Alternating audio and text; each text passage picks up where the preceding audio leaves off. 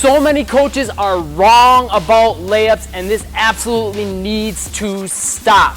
There's so many players that are being restricted from what they can do on the basketball court. It's keeping them from being effective in game situations, and it's also keeping them from scoring a lot more points. In this video, I'm gonna go over two big things. Number one, the thing that a lot of coaches are telling players they have to do, and then number two, the thing that players are being told that they shouldn't do, that they should be doing. Before we jump into the details, make sure you subscribe and click that bell icon so you can be notified of the newest videos. Now make sure you stay tuned to the end of the video because there's actually a few other things that coaches are restricting their players from doing with layups that's keeping you from being effective, and I want to make sure you catch that as well because it's going to help you add a ton to your game. To make this concept perfectly clear, I'm first going to give you an example with actual regular shooting and how this ties in with the coach's perception of what players should be doing with their layup. Shooting for years and years and years always was taught you have to get the ball up here before you shoot, or get it even back here like Larry Bird used to. And you would always hear coaches say you have to jump and shoot the ball in the air like a jump shot. The reason coaches would say this is so that way you can get the shot over the defender.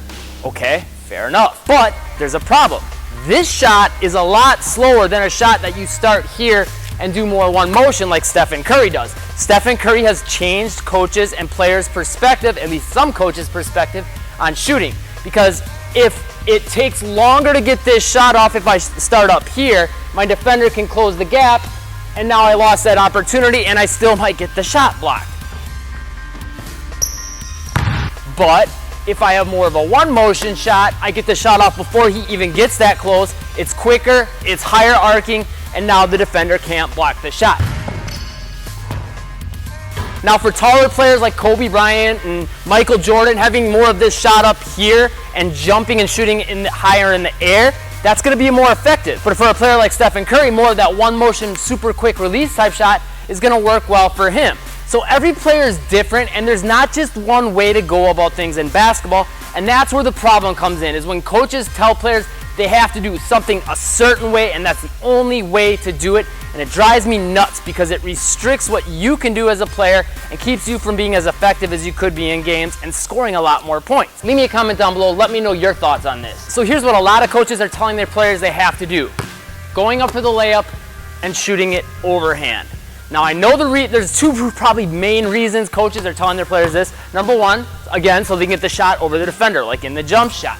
Number two, just so they can get their mechanics down and get in the habit of making it, because when you're starting off, that's one of the best ways to learn it. I don't have a problem with coaches telling players, hey, when you're learning, make sure you get it down this way, right? Just to start off. But take 5 seconds to explain to the players that that's not the only way to shoot a layup. So say, hey, I want you to make them this way first until you're comfortable with them, you've mastered them, and I tell you, you're good to go. And then from there, you can work on doing layups different ways. Because I'll tell you what, when I was a young player, if I had a coach tell me I had to shoot my layups a certain way and never explain that to me, I would think that that's the only way I can shoot layups. And if I don't shoot my layup that way, I'm gonna get it blocked, or my coach is gonna put me on the bench, right? And maybe that's the situation for you. And if that is, I'm gonna give you a solution in case you're worried about your coach putting you on the bench. But it's important to understand that this doesn't have to be the way your layups are done all the time with your hand behind the basketball like this.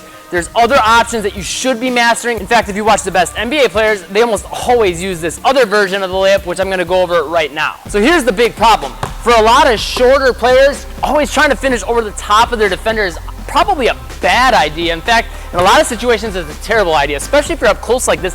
Those big guys are gonna eat that shot for breakfast. Unless they're able to get a really high arcing floater shot off, which is gonna be a lot more difficult for a player that's shorter and younger.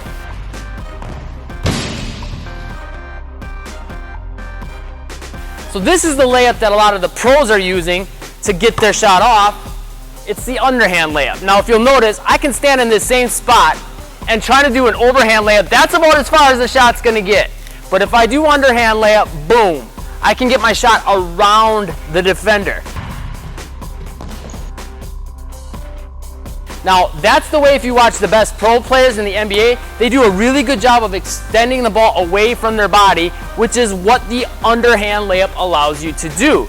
So now you can finish past defenders, or there's lots of variations you could do, which would be like a sidearm one to use your body to protect the basketball, and a ton more. But if you don't ever allow your players to master this layup first, these options aren't there at all, and you're really restricting what you can do in game situations. Hit that like button if you agree with me on this. This same underhand type motion is also good for adding ball spin to your shots, doing reverse layups.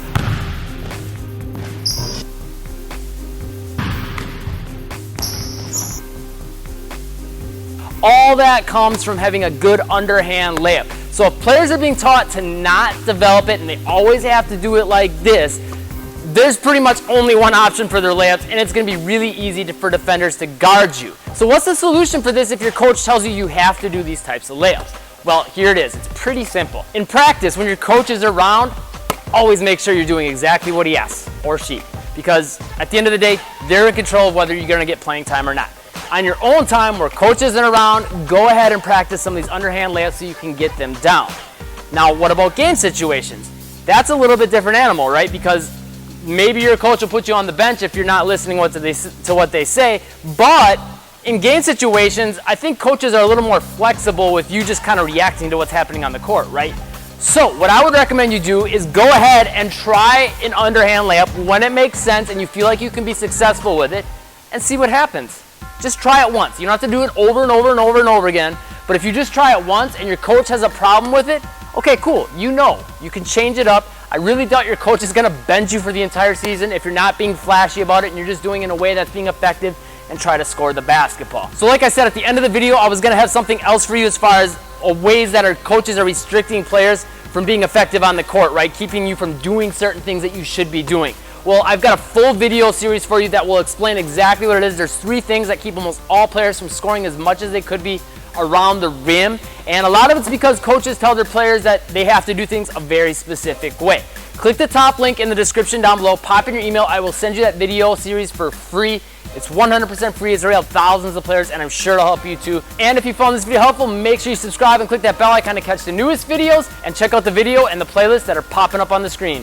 Thanks for watching, make moves today, and I'll see you in the next video.